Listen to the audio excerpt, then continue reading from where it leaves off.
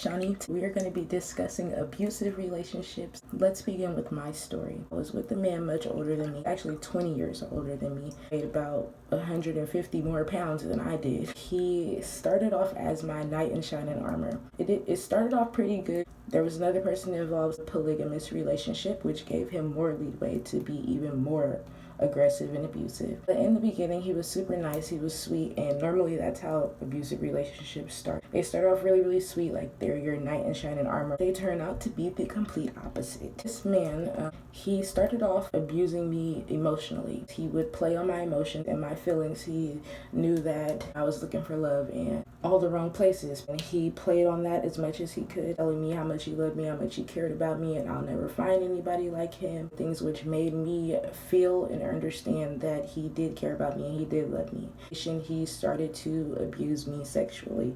Wasn't really aggressive, but it was still forced. We would get down to business or whatever, and he'll have me do something that I really was uncomfortable doing. No will always mean no, ladies. Remember that. And men too, no means no. If you don't want to do something, you shouldn't have to do it. Your other half should understand that if you're uncomfortable with something, they shouldn't do or say things to make you do it. He started to verbally abuse me. Like, he would start to call me out my name. Whenever I would say something about it, he would tell me that it's okay, and that's just how he refers to women. I ended up believing it was okay, but that's because he was also abusing me mentally. He learned to understand how my mind worked. So he used what he knew and got into my head and made me think that certain things were okay when they were not okay. It ended up being physical.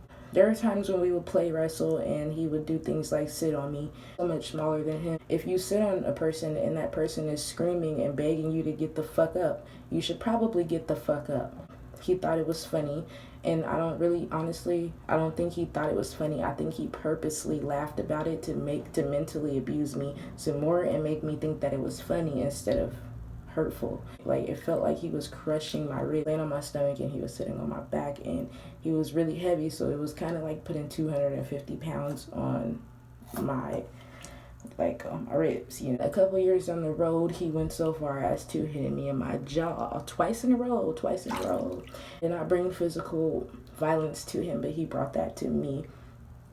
At that point, I knew it was over, but he kind of isolated me from the beginning, so I really didn't have a destination. I didn't have any money of my own because I became so dependent. He was so controlling. That's pretty much my story. I don't want to take it too far. I don't want to say too much because I honestly hate talking about it. I wanted to point out some red flags for you guys just in case you're wondering if you're in an abusive relationship. The very first step is, if you are wondering if you're in an abusive relationship, you should probably just get out of that relationship right now, because you shouldn't have to guess that or think that.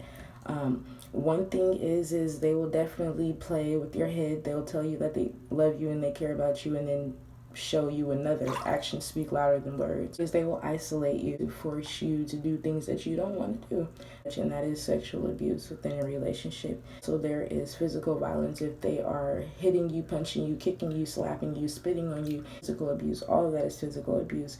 No means no. If you're telling them to stop, or if you're telling them that you're uncomfortable with something, no will always mean no. If they proceed with that action, then that is definitely abuse, and you should probably get out of that relationship. If you are needing help and you are in a domestic violence situation, I'm going to put the number in the description for the national hotline. Just take care of yourself and each other.